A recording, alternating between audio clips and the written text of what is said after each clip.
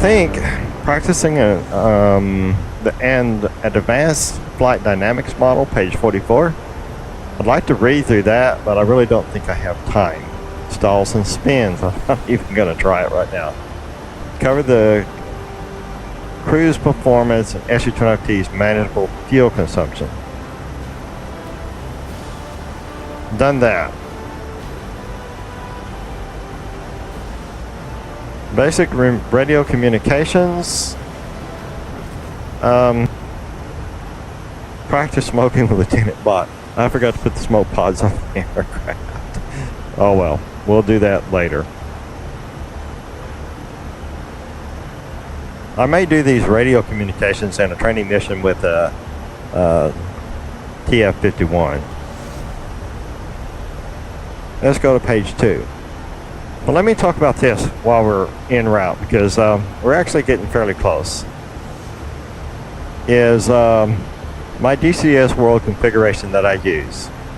All my textures I have on high. I forgot which textures. I think there's 2, maybe 3 texture settings. I have them on high. My civilian traffic I have on medium. The water I have on medium. The heat blur I have on low. The shadows I turn off. And shadows are a frames per second killer in virtual reality. They just are. And it's really sad because the shadows are just beautiful in virtual reality. The MSAA, I have 8X, HDR have on, and that costs a little bit in virtual reality, on the virtual reality and the frames per second budget, but it is worth it. They are really cool. Or that function's really cool.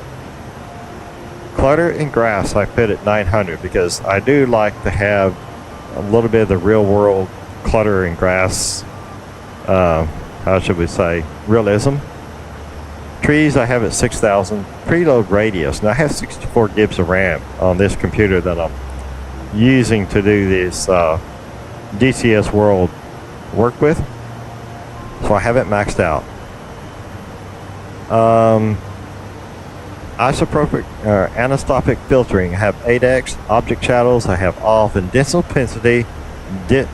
density I have at 1.6 selected in DCS World, and I have the Steam VR set to 0.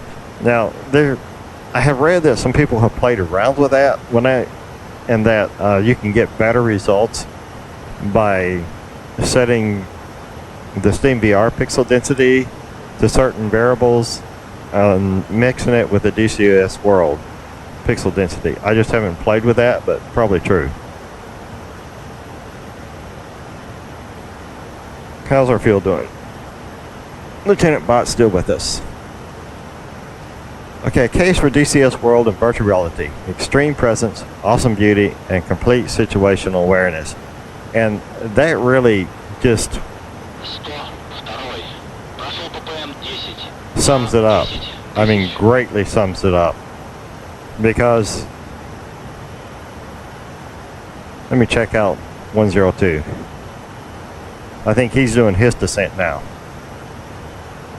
It really sums it up because it is, the situational awareness is as close to flying a high performance military weapon system that, or any type of aircraft, that most of us, 99% of us in the civilian world, or probably 99.9% of us in the civilian world will ever get.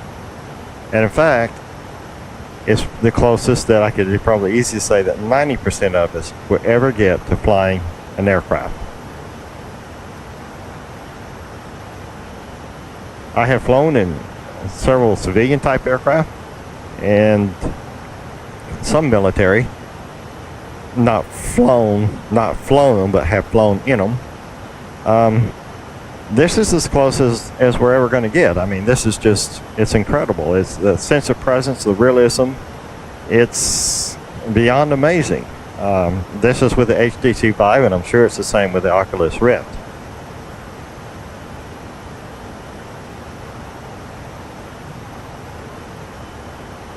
Another one is a case for 4K HMDs. Let's put the pressure on.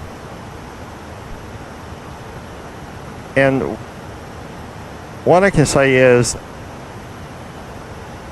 it's amazing the reality that we can get with what is basically called 2K HMDs or 1K per eye, but the pixel density and the resolutions of the headsets, even though your brain adapts to it very well, it is still there. There is a screen door effect. If I look for it, I can see it.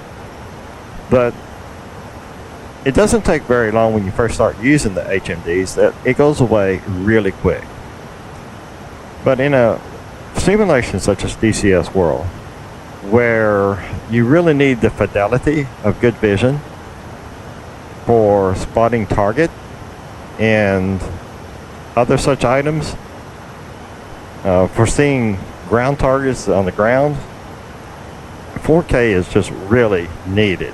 And plus, I can imagine, I mean, just if you can imagine DCS World on a 4K HTC Vive, it would just be awesome, incredibly awesome.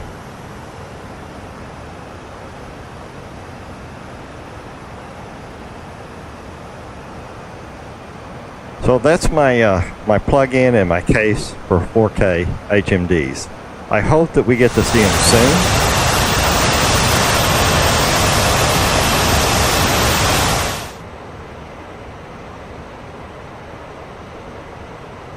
I'm going to be skipping the automatic control system, and so let's pick up on page 47, landings, if I got time. Alright, landing. On approach, the gear should be extended once the airspeed falls below 400 kilometers per hour. Okay.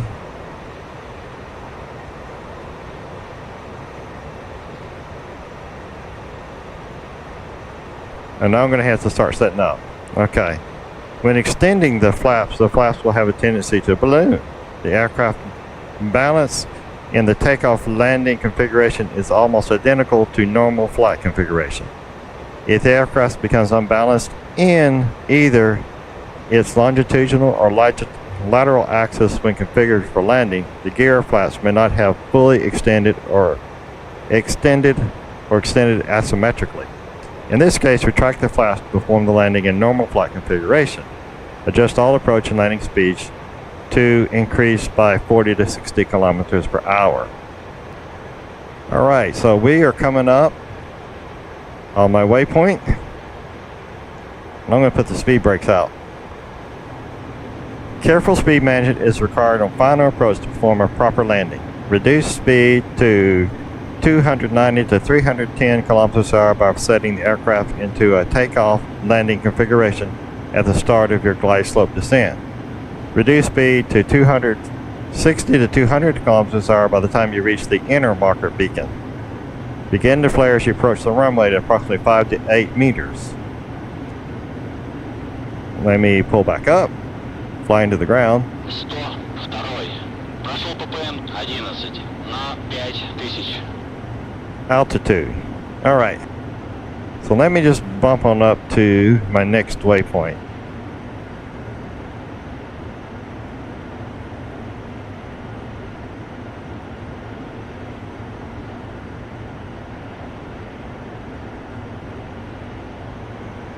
I kind of got behind the power curve.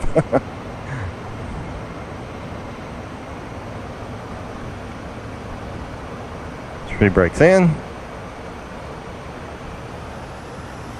And I'm really low.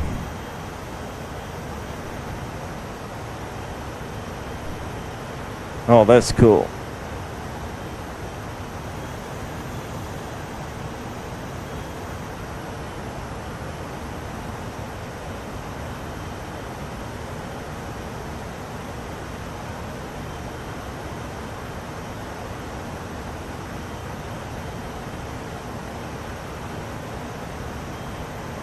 And I hope Lieutenant Bot doesn't fly into the ground. Alright, I'm headed to waypoint 10.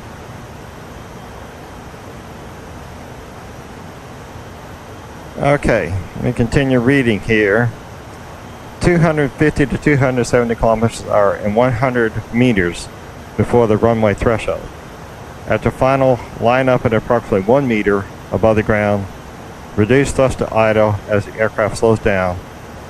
Increase pitch by holding the stick back to that so that the PDOC tubes line up with the horizon.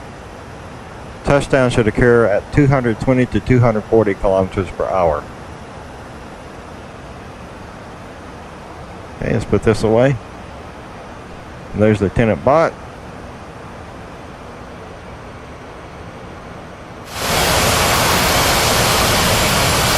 Proceed to lower the nose wheel by carefully pushing the stick forward, release the brake chute, and engage the wheel brakes. Maintain heading down the runway centerline with smooth pedal inputs. If the aircraft veers when braking, release the brakes, correct heading, and only then reapply the brakes. If the aircraft risks running off the runway at a speed greater than 50 kilometers per hour, retract the gear, open the canopy, and perform an emergency shutdown. Hopefully that doesn't happen.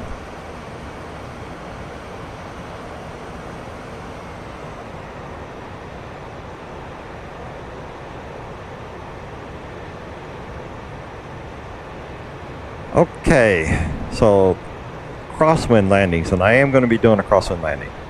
When performing a crosswind landing, estimate a lead angle directly to the runway threshold such that the approach can be flown with no bank or yaw.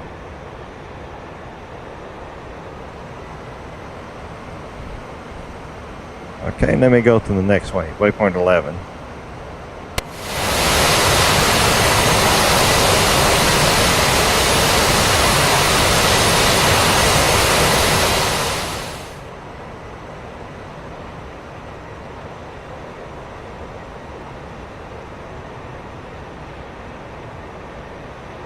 As you flare the aircraft just before touchdown, eliminate the lead angle to align the aircraft with the runway and push the stick into the wind.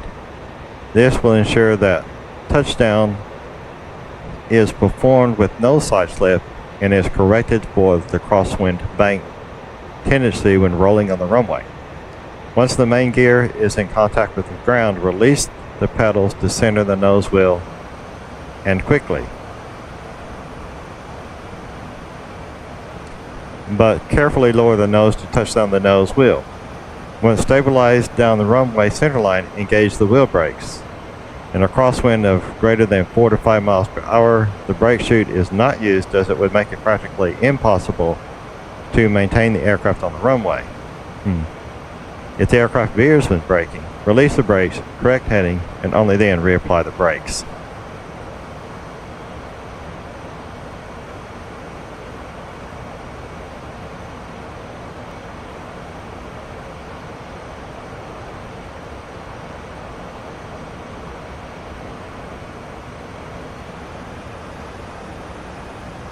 Hopefully Lieutenant Bott didn't crash.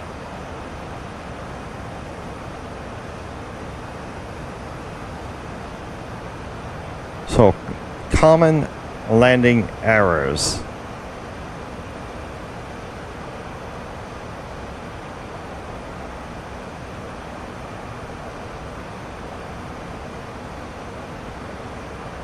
I'm going to kind of just circle out here and read through this carefully before I land. Overshoot. An overshoot will occur if speed was mismanaged and the approach performed too fast, or if the touchdown point was miscalculated. This will often happen when the flare is performed late, such as over the runway threshold instead of ahead of it. Oh wow, I've been doing that all the time.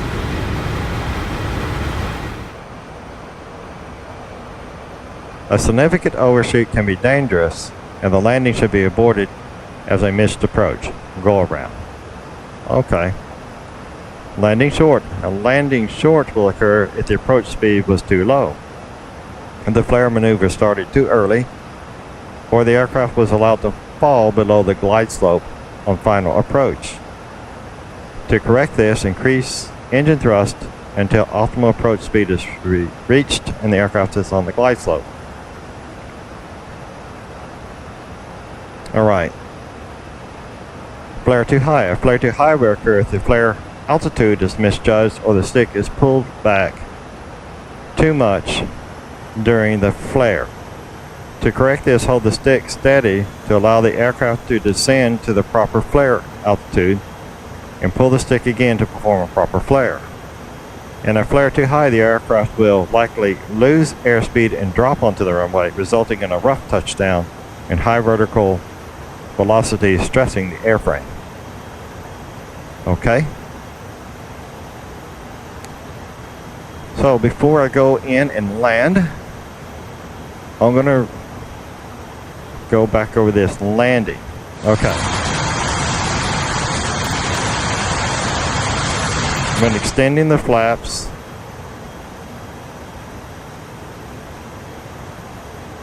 the aircraft will have a tendency to balloon.